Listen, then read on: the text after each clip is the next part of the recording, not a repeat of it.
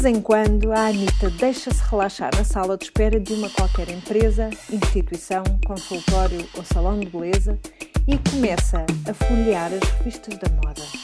É o caso hoje e a revista em causa dedica uma secção a um dos assuntos mais em voga. Não, desta vez não é a coleção Primavera-Verão 2017, mas sim as mulheres no mundo tecnológico. A sinopse, tal como o algodão, não engana.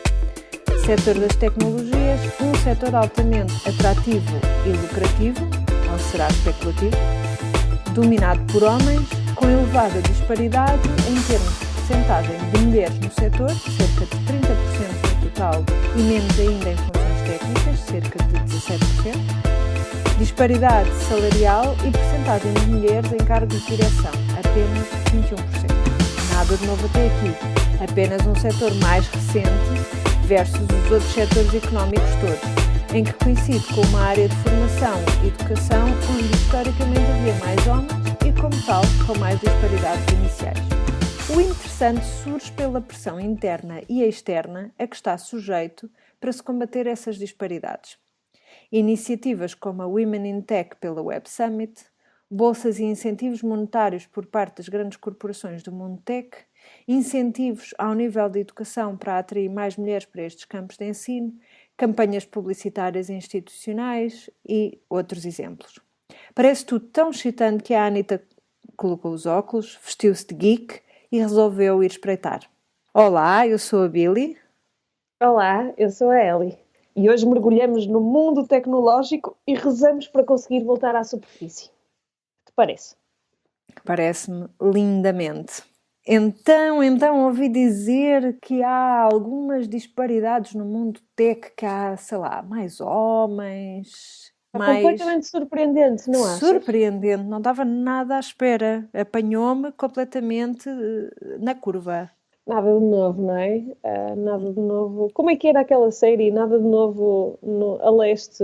Do paraíso, será? Paraíso. Já não me lembro. A propósito deste assunto, li no outro dia que houve uma ex-empregada da Uber em Silicon Valley que publicou um grande post com 3.000 palavras, ou quantas seriam, em que falava de todo o assédio e pressão que as mulheres dentro da empresa eram vítimas pelos seus supervisores e não quero estar a generalizar, porque era um artigo em que ela falava do assunto. Não fui eu que vivi, portanto, só posso falar do artigo que li. E fiquei muito surpreendida, porque uma coisa é haver disparidade nos números, outra Sim. coisa é haver pressão mesmo e assédio. Sim. Sabes que eu acho... Estava a trabalhar este assunto, estava a pensar sobre o assunto, e na verdade não deveria ser surpreendente. Não é? Infelizmente não é uma questão surpreendente, porque já todos os setores económicos passaram pelo mesmo. Mas acho que depois, pelo facto deste ser um setor que se está a desenvolver, especialmente numa altura onde a questão género já está tão presente, acaba por vir como uma surpresa que estas questões continuem a colocar-se. Não é o século no qual esperarias que estas questões estivessem tão presentes. Eu acho que mais por aí. Mas depois, obviamente, voltas atrás e pensas quantas mulheres tinhas também num curso de engenharia, por exemplo. O facto de ser, desde essa altura, um mundo muito, muito masculino. Sim, acho que ainda hoje, se formos ali ao técnico, vamos ver muito mais homens do que mulheres. Aliás, até tenho uma amiga que estudou uma engenharia qualquer. Essas generalizações ficam muito bem à Anitta. Ficam muito bem. Acho que foi a engenharia informática e, coitada, ela a esta hora está-me a dar estalos na cara. É pensar, oh, please, como é que tu não sabes? Foi a engenharia informática e ela queixavam-se que eram 3 mulheres e um bando de quase adolescentes loucos com as 3 mulheres e que acabava por haver algum mal-estar à conta disso, que é incrível, não é? Bom, mas nós também, a brincar, já lá vão 20 anos que nós entramos na faculdade. Pode ser que alguma agora, coisa tenha mudado. Já não... eu sinceramente acho que já não há tanta disparidade em termos de ensino, mas acho também porque, por um lado, mais mulheres a estudarem cá, não é? Vê-se isso de uma forma generalizada e acho que engenharias, de forma generalizada, também acabou por sofrer o mesmo o mesmo efeito de há mais mulheres no ensino superior. Portanto, acho que se calhar começamos a ver aqui algum equilíbrio, e por haver este equilíbrio é que eu acho que depois o facto disso não se traduzir em oportunidades no mundo empresarial, no mundo do trabalho, acaba por focar mais e dar mais ênfase a toda a questão, não quero chamar-lhe discriminação, mas toda a questão desafio de género. É engraçado porque na empresa onde eu trabalho até quase que brincamos um bocadinho que se tem que contratar mais senhoras, porque, sobretudo nos departamentos técnicos, não há praticamente mulheres. Eu estou integrada no departamento de desenvolvimento, porque estou a fazer documentação, e sou a única mulher. Portanto, os e-mails que vêm do meu chefe para o departamento são excelentíssimos senhores e senhora.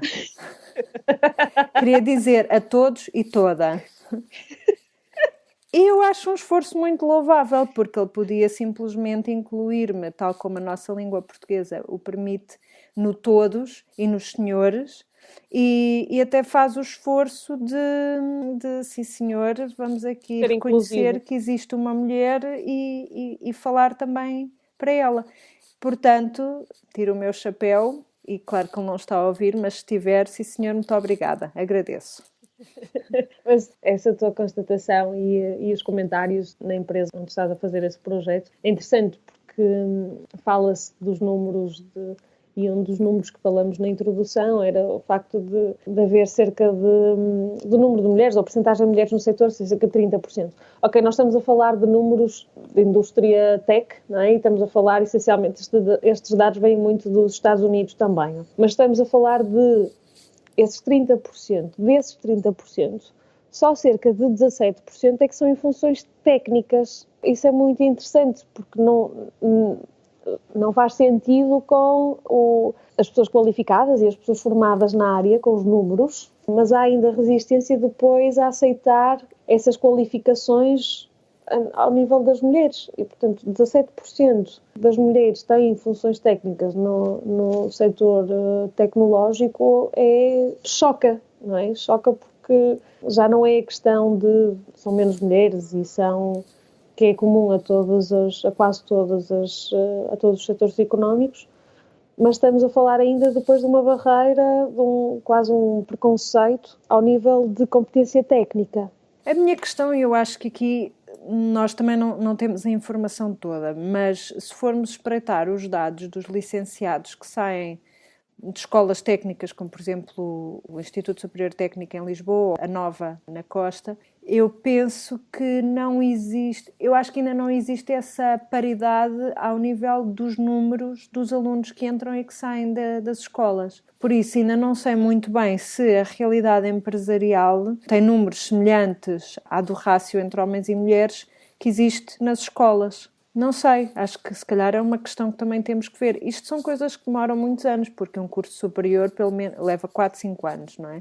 Portanto, para termos mais mulheres a irem estudar as áreas técnicas e profissões que eram vistas como sendo essencialmente masculinas, nomeadamente as engenharias, vamos ter que aceitar e não estar sempre a inculcar nas crianças que os rapazes têm jeito para a matemática e as meninas têm jeito para as línguas. Portanto, eu acho que isto é uma coisa que se tem de começar desde o início, provavelmente desde o nascimento. Não é que nós tenhamos que insistir que têm que ser engenheiras e astronautas as meninas todas.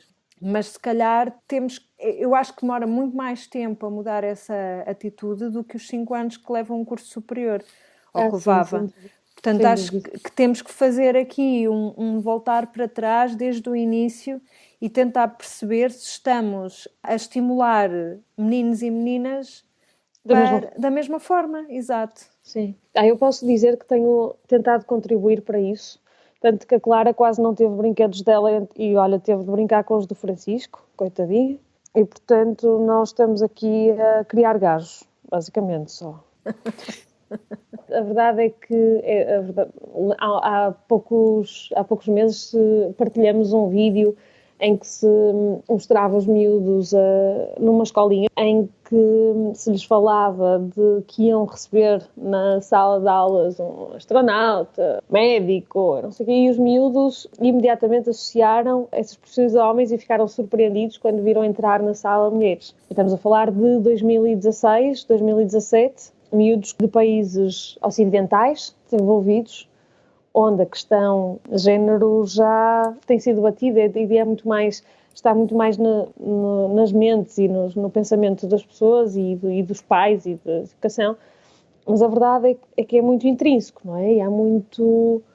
Eu estava a falar com o João no outro dia, apesar de nós dividirmos as tarefas, por não há uma tarefa que eu diga que é uma tarefa minha ou que é uma tarefa dele, a verdade é que é estranho quando alguém vê o João pegar numa vassoura.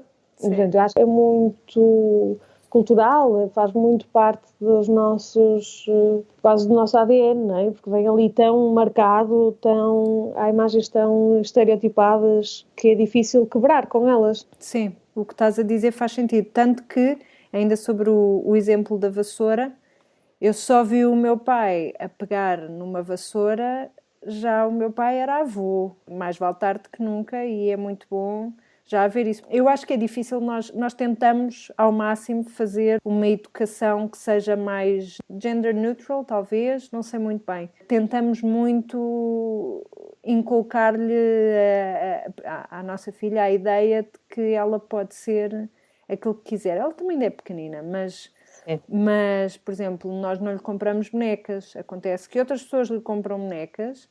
Sim. E ela adora as bonecas, portanto também não lhe vou tirar as bonecas da mão, não é? Não me passa pela cabeça fazer isso. Mas essa questão de género coloca-se de muitas outras formas, de uma forma muito mais prevalente e muito mais subtil do que apenas a questão dos carrinhos e das bonecas. Eu faço uma coisa gira com o Francisco, que é, eu ganho-lhe sempre, sou horrorosa como mãe, não, ganho-lhe sempre, e o João nem sempre. E então ele às vezes fica... Porquê que a mãe é mais forte que nós todos? Adoro, sabes? Adoro aquelas... Porquê que a mãe é tão forte?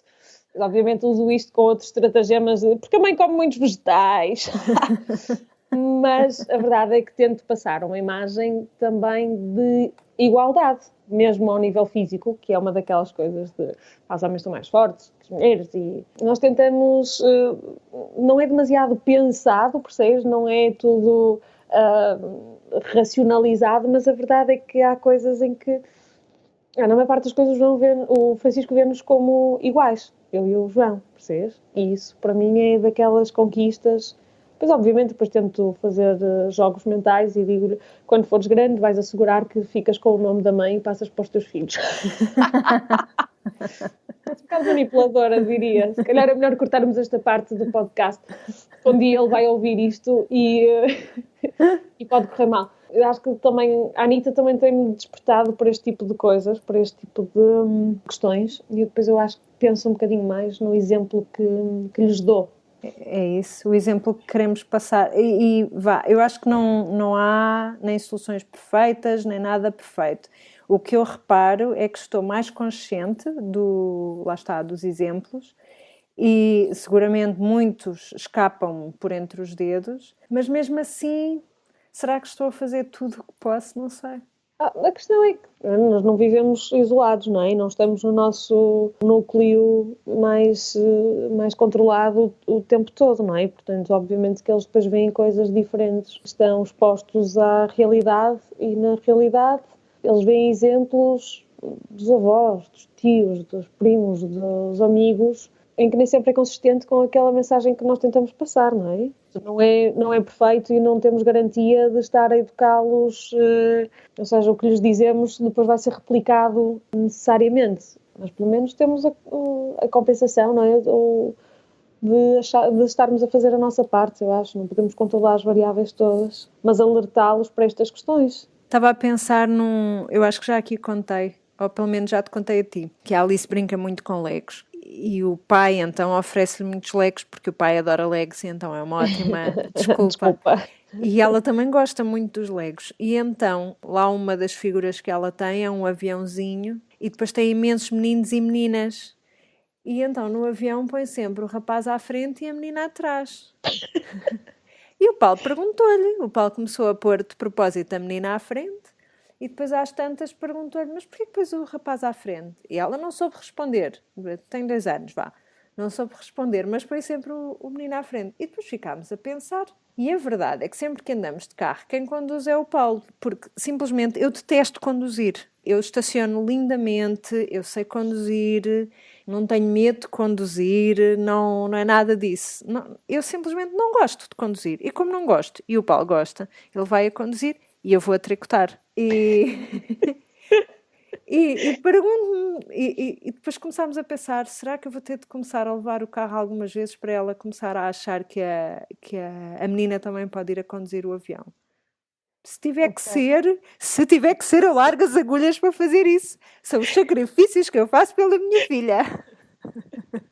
Mas isto para dizer que até nestas coisas, realmente uma pessoa passa exemplos sem sequer estar consciente. Não tem nada a ver e, no entanto, é essa a imagem que passa. É incrível. Sim, eu aí depois estico, porque depois digo o carro da mãe é o carro mais rápido e coisas do género. Ou tenho que parar com isto, realmente. Ficam todos a saber que tipo de Anitta é que é a Eliana. Passemos à frente então. Voltando ao tema tech. Vamos voltar ao tema tech. Vamos então pegar aquilo que estávamos a dizer com o tema tech, que é as mentalidades mudam, tanto que hoje já podemos votar, mas as coisas levam tempo. E eu pergunto-me se... Eu acho que é importante apontarmos estas disparidades. Não sei se é útil e produtivo zangar-me-nos imenso por existirem estas disparidades, porque elas vão existir ainda durante algum tempo até que a geração, se calhar dos nossos filhos, chegue à vida ativa, ou se calhar já é uma geração anterior a eles, não sei. Porque também não me considero a única pessoa responsável por educar toda uma geração e que finalmente que eu sou mãe, agora sim as coisas vão correr bem. Não é isso que eu estou a dizer. Mas se calhar alguma geração, talvez um pouco mais velhos do que a Alice, se calhar esses é que vão ser as pessoas que vão ver uma igualdade mais prevalente em todos os setores. Será? Eu acho que sim, eu acho que estamos a caminhar. Eu acho que estamos a caminhar para isso. Às vezes com incentivos um pouco artificiais, não é? Temos a questão dos objetivos agora para 2020, por exemplo, em que 1/3 nas empresas que estão cotadas tem 1/3 das funções, 1/3 das posições de liderança têm de ser ocupadas por mulheres. Tens uma série de entidades, de instituições com campanhas de notoriedade, de alerta quase, vês mesmo a questão das marcas e como as marcas se tornam também ativistas desta questão. Eu acho que sim, que caminhamos, se calhar um bocadinho mais rápido até do que se fosse uma evolução natural, não é? Mas se calhar também porque é necessária. E temos a sorte, nós, de estarmos num mundo ocidental e de vermos que há um mobilizar da sociedade civil e do setor privado para que isto avance. Vamos ver o que é que acontece com os Estados Unidos nos próximos 4 anos, mas a verdade é que se nota a diferença ao nível do mundo, não é? E eu acho que a Europa, pelo menos, vai continuar a progredir nesse sentido. O que é que tu achas sobre as cotas? A existência das cotas, por exemplo, quanto é que é? 33%, não é? Em cargos de direção e boards? Sim. Eu acho que vou dizer a frase clichê, eu acho que é um mal necessário. Eu sou a favor de mérito, sou a favor de as pessoas progredirem na carreira, terem acesso a oportunidades com base nas suas capacidades e no mérito. Mas acho que o mérito não tem funcionado, porque a discriminação é mais forte do que o mérito. Vemos isso no acesso e vemos isso depois na disparidade salarial, que é demasiado marcada entre homens e mulheres para funções semelhantes.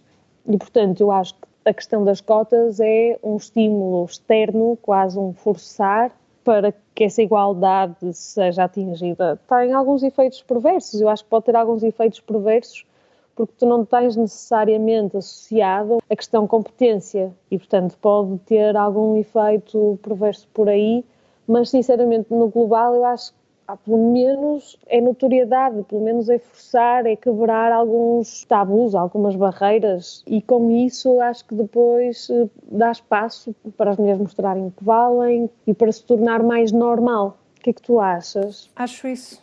Contudo, nós temos um problema de representação. E, apesar de tudo, a representação é uma coisa importante. E eu acho que isto se reflete não só ao nível do gender equality, mas também se reflete ao nível da representação na raça, não é? Porque nós pensamos muito, isto para dar o seguinte exemplo. Aqui há uns tempos atrás, uma pessoa ligava à televisão, via uma telenovela portuguesa e não tinha um único ator ou atriz que não fosse branco. Isso já não acontece, felizmente, mas mesmo assim duvido que a amostra de atores e da presença no ecrã seja representativa da real proporção que temos na população portuguesa entre pessoas brancas e pessoas que não são brancas. Hoje em dia também temos uma grande imigração que é de leste. Obviamente a cor de pele é branca, mas digamos que é um grupo diferente. Temos uma grande imigração chinesa. Temos, obviamente, muita imigração, muitos imigrantes e pessoas que já cá estão há muitos anos, que já são segunda geração, terceira geração, dos países que eram as ex-colónias. Portanto, eu acho que é importante as pessoas verem casos de sucesso, seja na televisão, na telenovela, seja no telejornal, seja entrares num avião da TAP e teres assistentes de bordo que sejam de todas as cores, com vários destaques. Acho que é muito importante, porque acho que é importante as pessoas saberem que podem almejar aquilo, podem almejar a posições mais altas. E nesse sentido, por muito que me custe, haver cotas para a presença feminina nos cargos diretivos, acho que é importante, porque vai ser um incentivo agora, se calhar, artificial, ou seja, não é, vamos lá ver, não é que se vá escolher para um Board of Directors uma mulher que seja estúpida, porque não pode ser uma mulher que não tenha condições para estar naquela posição. Portanto, se o incentivo é esse, acho que é importante também ver se temos um candidato homem e uma candidata mulher que têm os dois as mesmas qualificações e já avaliar as mesmas qualificações. Já temos que ter sempre, pensar nisto tudo assim com um grãozinho de sal, porque quando é que a nossa percepção tem a ver com o facto do candidato ser masculino ou feminino e quando é que tem a ver com factos reais, que se prendem com a experiência, porque também isso não é claro, mas se calhar esse vai ser um incentivo que nos vai ajudar a imaginar que é possível para mais. Haver exemplos lá em cima ajuda a pensar, ok, é possível, se eu quiser, é possível. Sim, é verdade. E normalmente o caminho sem este tipo de incentivos ou de impulso é muito doloroso. E depois a mensagem também que tu... E o trade-off depois que tens, depois também a mensagem que passa para baixo não inspira a que outras mulheres almejem esse tipo de posições. Exato, nomeadamente o tal post da outra senhora que trabalhava no Uber e...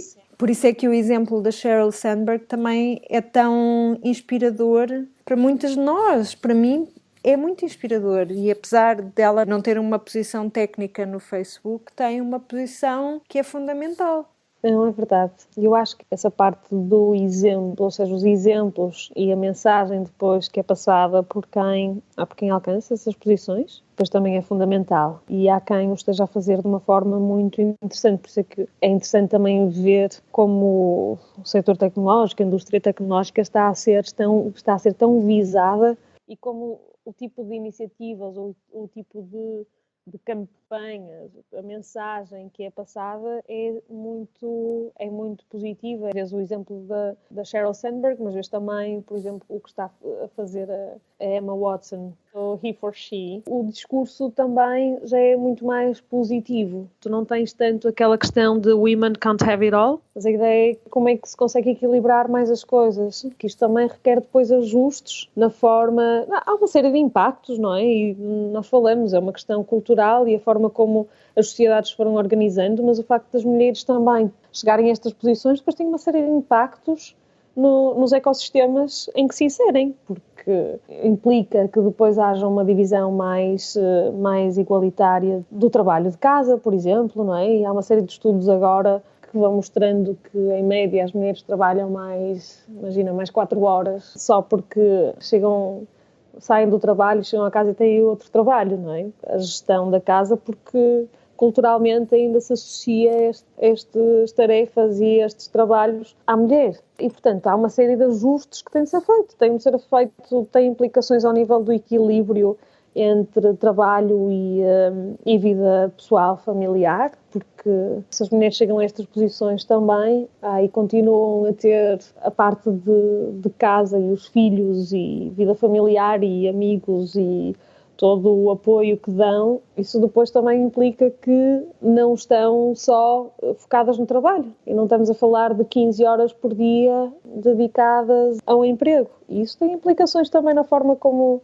depois as empresas operam. Se calhar isso também tem a ver com a percepção que se tem do que é ser-se trabalhador e o que é ser-se competente e isso tudo. Porque, por exemplo, esta minha amiga trabalha já no IKEA há muitos anos. Eu não quero mentir, mas há mais de 10. E ela contava na altura, com grande surpresa, que o horário era das 8 às 5 da tarde e se ela saísse depois das 5, era mal vista. Porquê? Não por ser dedicada, não era essa a imagem que eles, não era essa a interpretação que eles faziam, mas sim que ela não tinha sabido organizar o dia dela para terminar tudo dentro do horário de trabalho. Isso também é algo que ainda falta. Primeiro porque eu acho que nós, não sei se é uma coisa cultural, se calhar é apenas humana, nós temos a tendência de subestimar a nossa capacidade produtiva e tudo o que seja inferior a isso é péssimo.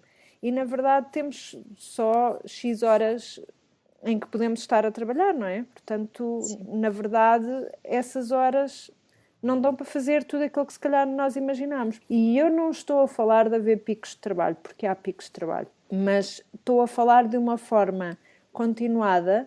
Nós, se calhar, também não estabelecemos bem os nossos objetivos e depois isso obriga-nos a ficar até mais tarde no trabalho, ou então, se por acaso organizarmos bem as coisas e precisamos de sair à hora certa porque temos que ir buscar a criança à casa dos avós, somos assim um bocado vistos de lado por todas as outras pessoas que lá ficaram ainda a trabalhar. Por acaso acho muita graça que eu conhecia uma pessoa com quem eu trabalhava. Por acaso era um homem. Bem, este por acaso, lá está, também é sexista. Esta pessoa com quem eu trabalhava tinha esta discussão quase todos os dias, porque ele entrava tipo 7h30 ou 8 no trabalho, sendo que cá em Portugal não é uma hora habitual para entrar no trabalho, é. E às 5 da tarde saía. E quando ele saía, ouvia quase todos os dias: então, já te vais embora? E ele respondia sempre a mesma coisa: viste-me chegar. E obviamente nunca ninguém o tinha visto chegar, porque as pessoas chegavam sempre depois dele. Ele lidou, ou vai lidando com essa pressão desta forma, mas realmente uma pessoa sente-se mal quando se levanta. Julgada, não é? Sim. Quando se levanta, põe o casaco porque tem que sair, porque tem que ir apanhar o comboio, porque tem que ir buscar a criança. Temos que ir buscar. E também não é justo estarmos a assumir que os avós têm que aparar todas as quedas e têm que estar prontos para entrar em ação de cada vez que nós nos desorganizamos ou simplesmente que não queremos sair porque os colegas depois ficam a olhar e a falar. Eu acho que é uma questão cultural. Já estive noutros sítios onde não é normal ficar tantas horas no escritório. Tem essa percepção negativa. Não estás a fazer bem o teu trabalho, não é? Não és bom gestor do teu tempo. Exato. Mas acho que estamos muito longe, nem sequer acho que haja essa consciência sequer cá. Acho que é mesmo, quanto mais tempo estás, mais horas mostras de trabalho, portanto mostras mais dedicação. Exato. E depois obviamente temos imensos problemas de natalidade, não é? Mas isso é outra questão. Não, mas no outro dia estava aqui num dos meus workshops e uma das pessoas que veio estava-me a contar de uma história que ouviu lá no trabalho dela, que aconteceu à frente dela. E então, que houve um pai que tinha uma criança que ficou doente e ele levantou-se para ir buscar a criança à escola e levá-la ao médico. E os colegas se viraram para ele e disseram: então, mas e a criança não tem mãe? E o homem respondeu: e muito bem, a criança tem mãe e tem pai, e hoje é o pai. Estas crianças têm a sorte de ter mãe, de ter pai, ou seja, de ter os progenitores, 2 progenitores, mas e as crianças que não têm? As crianças que vivem com single parents, como é que é?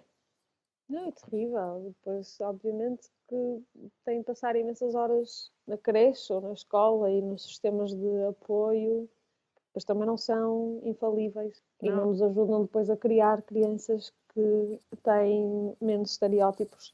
Para voltar à nossa conversa, não é? Certo.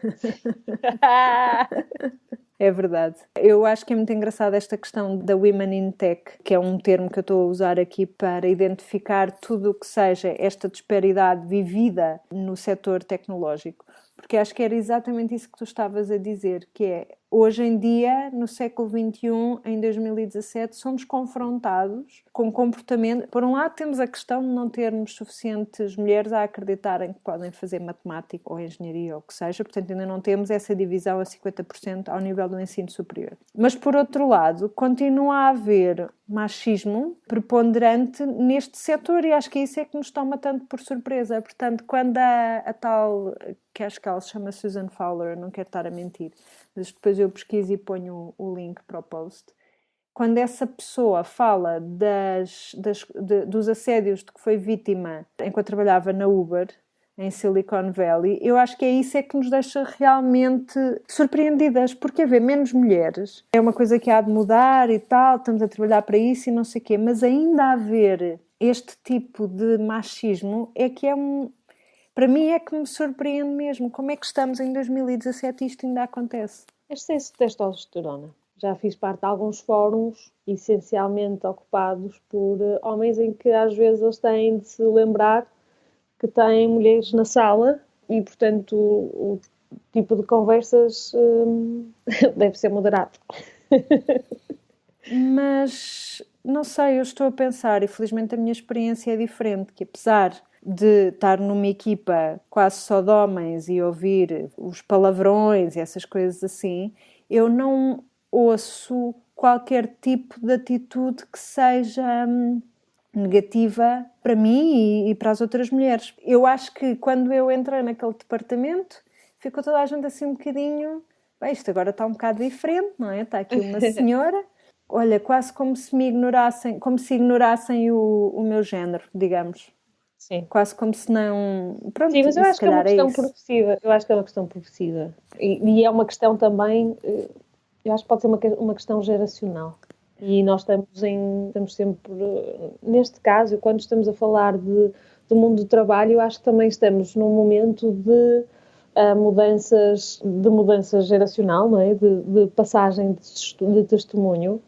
Há uma renovação de quadros, não é? Estamos a falar com sangue novo que vem com uma atitude diferente, com expectativas diferentes. Eu acho que também com uma mentalidade diferente em termos da questão género. A minha experiência, eu acho que pode ter sido também um bocadinho exceção, mas a minha experiência desde miúda, eu nunca senti a questão género enquanto miúda ou enquanto estudava. Sempre me senti entre pares e só depois, no mundo do trabalho e já a lidar com gerações mais velhas, é que senti mais atrito, mais dificuldades e mentalidades diferentes. E estou a falar mais cá até, mas acabei por não...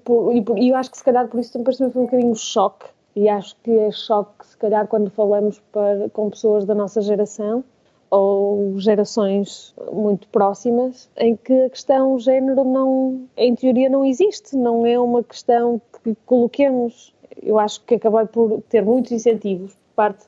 Eu lembro-me que a minha mãe e a minha avó me marcaram muito, que sempre me passaram a mensagem de tens de esforçar-te e tens de estudar e tens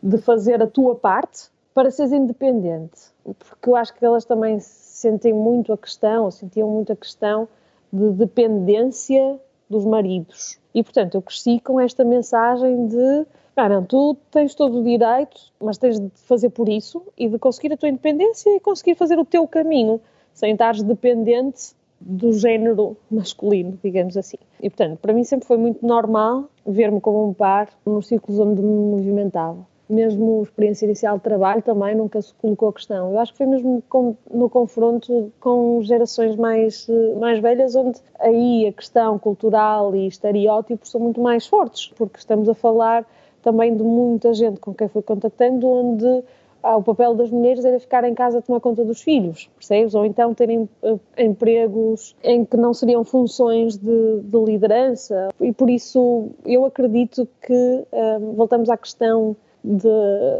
será que isto vai progredir e vai encontrar algum equilíbrio? Eu acho que sim, e que poderemos estar a passar por um momento assim de viragem e que com as próximas gerações isto já seja muito mais a norma. Eu acho que tens razão, acho que vai melhorar e como exemplo disso, vamos olhar, por exemplo, para a classe médica, que se calhar há 30 anos ou 40 anos, não tenho números, eu estou a falar de cor, não é? Mas antigamente quem eram os médicos, os homens, digo, não é? As senhoras não iam estudar medicina. E hoje em dia é perfeitamente normal. Nós já damos completamente por garantido que haja um médico ou uma médica. E por outro lado, temos a mesma questão nos enfermeiros. Por exemplo, nos Estados Unidos, eu ouvi podcasts e histórias, isso assim, dou conta de que quando se fala em nurse, pensa-se numa senhora. E então, quando se quer falar em enfermeiro, que é ligeiramente depreciativo, diz-se male nurse.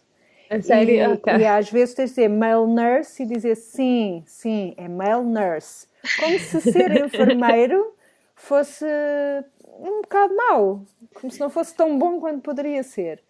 E isso em português, felizmente, não se coloca, porque ninguém pensa duas vezes sobre ser enfermeiro ou ser enfermeira. Tem que haver alguma vantagem na nossa língua, para além de ser difícil que se farta de aprender, e termos os géneros e de depois o verbo e os complementos e tudo terem que bater com o número, Adoro. A verdade é que nisto é muito positivo, porque dizemos enfermeira e ninguém pisca os olhos, é normal. E também dizemos médica e ninguém pisca os olhos, é normal. Portanto, eu acho que algum dia, não sei muito bem quando, nós vamos dizer informática ou engenheira e ninguém vai piscar os olhos, vai ser absolutamente normal. Não sei quando é que chega esse dia. E havemos de falar em diretora ou CEO ou Board of Directors ou o que é que seja e ser mulher. E também não vai haver... Ninguém vai piscar os olhos. Eu acho que, apesar de tudo, Portugal, apesar de nós acharmos sempre que Portugal é um país mais atrasado, não sei o quê, nós temos dado bastantes cartas, mesmo ao nível da vida política. Ainda sonho com o dia em que vamos ter uma primeiro-ministro ou primeira-ministra e uma presidente da República. Acho que isso vai acontecer mais cedo ou mais tarde. Mas também já tivemos uma Presidente da Assembleia da República, temos líder do Bloco de Esquerda, também é uma mulher, e são uma série de mulheres no Bloco de Esquerda. Acho que é muito importante nós também irmos e apreciarmos as coisas positivas que já existem. E também temos a Assunção Cristas no CDS. Então... Vamos também parar um bocadinho para pensar, não estar só a dizer que é tudo péssimo, que é tudo mau. Acho que temos que reconhecer que estamos em transição, ainda não estamos lá, e temos que lutar e fazer os possíveis por transmitir às próximas gerações que tudo é possível e com trabalho, com dedicação, que as coisas se vão conseguir mais facilmente do que se não houver trabalho e dedicação. Muito bem, a certa altura tu estavas com o luta e eu já estava com o punho no ar e a pensar, vamos para a frente, camarada Billy, vamos para a frente. A Anitta na manifestação. Vamos às crianças. Tu achas que sim? Não sei, eu ainda não estou muito bem a ver a minha criança. Bom, se bem que ela tem realmente uma veia de manifestante, porque lá em casa diz-me: Mãe, não quero sopa! Não quero sopa! E eu já pensei, esta mulher ou vai estar em cima de um palco a falar para grandes plateias, ou não tarda a estar na rua com o punho no ar. Olha, mas já viste o lado positivo? Não quero sopa, não quero sopa. Mas não é, quero o iPad, não é? E, portanto, o lado tecnológico, portanto, no mundo, na indústria tecnológica e setor tecnológicos, não vamos ter problemas, porque as miúdas adoram agora também estas coisas todas, não é? Sim, portanto, e domina perfeitamente. No final deste episódio vamos ter uma manifestação agendada, nós depois partilhamos o dia e a hora, o local, mas se calhar até conseguimos fazer isto a nível nacional, é? Obviamente que na fila da frente seguramos os cartazes com uma mão e tricotamos com a outra. Sim. Pode ser que eu consiga acabar com a escola do Tito. Não, mas atenção, agora estou só a brincar, porque já ouviram falar do fenómeno Pussy Hat nos Estados Unidos. Aqueles gorrinhos com as orelhinhas de gato, a gozar enfim, com aquela... Portanto, aqui se vê a força do tricô. Muito bom. O tricô como arma política, eu gosto. Eu começo a desconfiar dos teus workshops. No fundo, são ações de propaganda. São ações feministas. São ações feministas, os homens pensam que as mulheres vão para lá tricotar. Eu acho que há alguns que já se vão infiltrando para perceber, porque eles acham depois tudo muito estranho. Por isso, tens aí alguns infiltrados, de certeza. Isso parece-me muito mais uma ação política do que um puro workshop de tricô. Eu acho que é uma bela maneira de terminarmos este episódio. A Anitta regressa ao trabalho a cada 2 semanas, mentira, com um ponto de situação nos seus projetos. No entanto, com boas aspirantes à omnipresença, continuamos quase sempre ligadas no anitanotrabalho.com, onde poderão conversar connosco através da secção Querida Anitta ou no Facebook /Anitta no Trabalho. Até à próxima! Até à próxima!